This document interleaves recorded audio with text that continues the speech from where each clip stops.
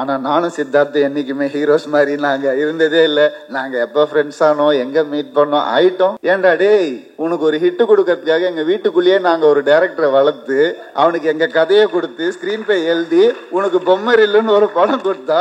எப்பவுமே எனக்கு சொந்த வீடு தான் பிறந்ததுல இருந்தே. இப்ப நான் ரெண்டட் ஹவுஸ்ல இருக்கேன். ஆரம்பிக்கும் போது சொல்லுவோம் இல்லையா, இந்த விழாவுக்கு வந்து ரொம்ப சந்தோஷமா இருக்குன்னு. அந்த மாதிரி ரொம்ப ரொம்ப சந்தோஷமா இருக்கு. ஏன்னா இந்த சந்தோஷம், இந்த விழா என்னுடையது கிடையாது, இருந்தாலும் இவ்வளவு சந்தோஷமா இருக்குன்னு நினைக்கும் போது இந்த படத்தினால ஏற்பட்ட அந்த நட்பு, அந்த ஒரு குடும்பம், நீங்க எல்லாரையும் பார்க்கும் போது சுத்தி போட்டுக்கோங்க, அவ்வளோ ஒரு அழகா இருக்கு. இதே மாதிரி இந்த வெற்றியும் அமைஞ்சிடும், கண்டிப்பா அமைஞ்சிடும். அப்படி அமைஞ்சிடுச்சுன்னா, அப்படி அமைகிற நேரத்துல அதுக்கும் என்ன கூப்பிடுங்கன்னு சொல்லி அன்போட கேட்டுக்கிறேன்.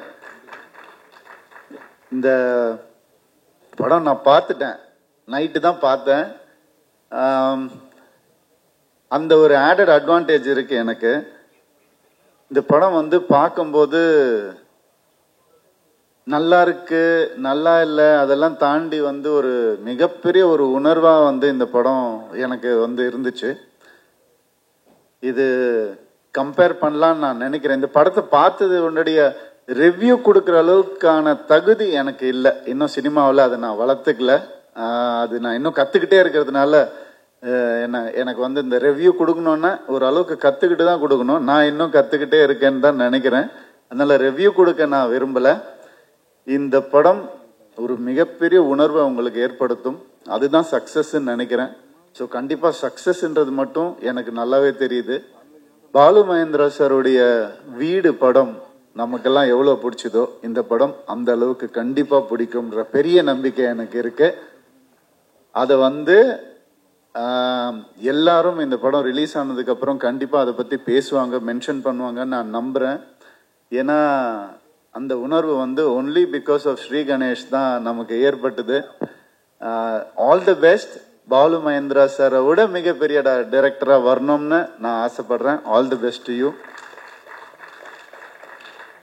அண்ட் இந்த படம் சக்சஸ்க்கு அப்புறம் அருண் விஷா வந்துட்டு கார் இருக்கா, இது இல்லை இல்லை எல்லாம் சொன்னார் இல்லையா ராம் சார். இந்த படத்துக்கு அப்புறம் பல காரை நீங்க வாங்குவீங்கன்ற பெரிய நம்பிக்கை எனக்கு இருக்கு. அண்ட் ஆனா இந்த மனுஷன் எப்படின்னா, அவன் வாங்கிக்க மாட்டான், மற்றவங்களுக்கு டைரக்டருக்கு வாங்கி கொடுப்பாரு, மற்றவங்களுக்கு வாங்கி கொடுக்குற மனுஷன் இந்த மனுஷன். உண்மையாவே மனுஷன் பாணி, இதே மாதிரி இரு. உன்னுடைய அன்புக்கும் பாசத்துக்கும் பல பேர் இங்க கட்டுப்பட்டு இருக்காங்க. All the best. அண்ட் என்னையும் அழைச்சதுக்கு ப்ளீஸ் உட்காரு. எந்த ஒரு ஹீரோ படமும் ரிலீஸ்க்கு முன்னாடி இன்னொரு ஹீரோக்கு போட்டு காட்டி பர்சனலா பண்ண மாட்டாங்க. ஆனா நானும் சித்தார்த் என்னைக்குமே ஹீரோஸ் மாதிரி நாங்க இருந்ததே இல்லை.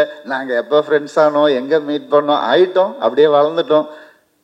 அவன் எப்பவுமே சொல்லுவான் சித்தார்த் வந்துட்டு, டேய் நீ வந்து நான் பொம்மரையில் பண்ணல, நீ சந்தோஷபுரம் பண்ணல, ஆமா இப்ப என்னடா பண்ற அப்படின்னு நான் கேட்டேன். நீ அடுத்தது ஏதாவது, நான் உனக்காக தான் வேற கதை கேட்டிருக்கேன், ஏன்னா நான் தெலுங்குல பண்ண நீ அது தமிழ்ல பண்ணிடுவல அப்படிலாம் சொன்னான். அப்பெல்லாம் நான் மனசுக்குள்ளேயே ஒரு விஷயம் வச்சிருந்தேன். இப்பதான் நான் எதுவுமே வச்சுக்கிறது இல்லையே. இப்ப சொல்லட்டுமா? ஏன்டா டேய், உனக்கு ஒரு ஹிட் கொடுக்கறதுக்காக எங்க வீட்டுக்குள்ளேயே நாங்க ஒரு டைரக்டரை வளர்த்து அவனுக்கு எங்க கதையை கொடுத்து ஸ்கிரீன் பிளே எழுதி உனக்கு பொம்மரில்லுன்னு ஒரு படம் கொடுத்தா இப்பெல்லாம் நீ கிண்டல் பண்ணுவ அப்படின்னு நான் நினைச்சேன். ஸோ அதனால ஒன்னா வளர்ந்துட்டோம், அப்படியே பல கதைகள் பார்த்து அப்படியே வளர்ந்துட்டோம்.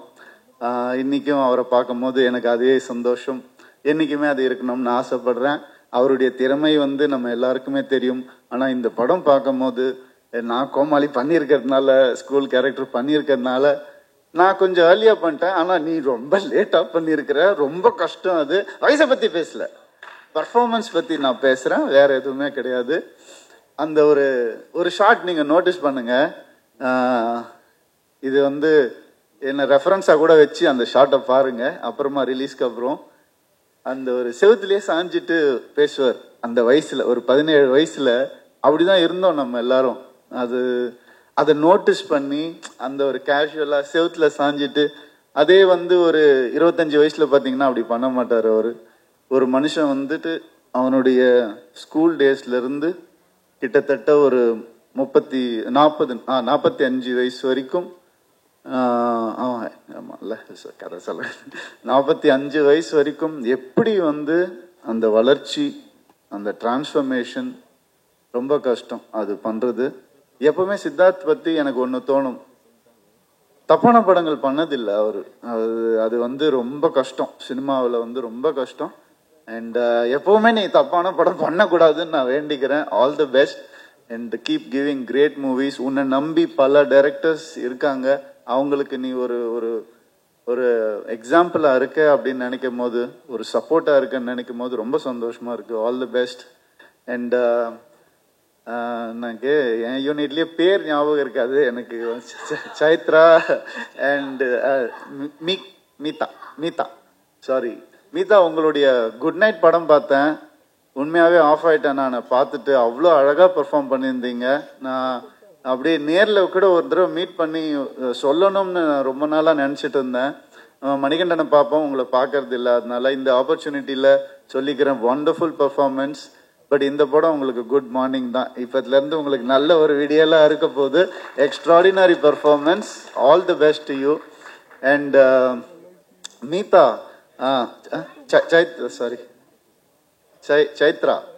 சைத்ரா வந்துட்டு எப்படின்னா, புதுமுகம்னாலே ஒரு ஒரு அட்ராக்ஷன் இருக்கணும் கண்டிப்பா. அதனால்தான் அவங்க அந்த படத்துல செலக்ட் பண்ணியிருப்பாங்க. இந்த படம் வந்து your performance is attractive to the core. நீங்க சொன்னீங்க இல்லையா ஸ்டேஜ்ல, இந்த எத்தனை படம் பண்ணாலும் முதல் படம் மாதிரி நான் மறக்காம இருப்பேன்னு. நான் உங்களுக்கு ஒன்று சொல்றேன், எனக்கு வந்த அட்வைஸை நான் உங்களுக்கு சொல்றேன். நீங்க எத்தனை படம் பண்ணாலும் எல்லா படத்தையும் முதல் படம் மாதிரியே நினைச்சு பண்ணுங்க, நீங்க எங்கேயோ போயிடுவீங்க. அந்த அளவுக்கு you are talented. All the best to you. சரி, இவர் படம் பார்த்துருக்கோமே, இவர் எந்த கேரக்டர் பண்ணியிருக்காருன்னு ரொம்ப நேரமா யோசிச்சுட்டு இருந்தேன். எல்லாருக்கும் நான் இந்த விஷஸ் சொன்னேனே, இவர் இப்போ எடிட்டிங்ல தூக்கிட்டாங்களோ அப்படின்னு அப்படிலாம் யோசிச்சுட்டு இருந்தேன். எப்படி இவர் அட்ரஸ் பண்றது என்னன்னு தெரியல. அப்புறம் தான் ஒரு மியூசிக் டைரக்டர்னு தெரியும்.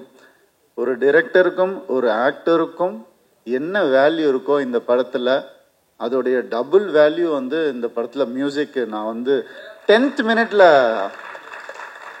ஆல் தி பெஸ்ட் 10th மினிட்ல வந்து நான் வந்து ஊந்துட்டேன், அப்படியே மியூசிக்ல ஊந்துட்டேன். Please all the best. And மனசார சொல்றேன், you have a great future.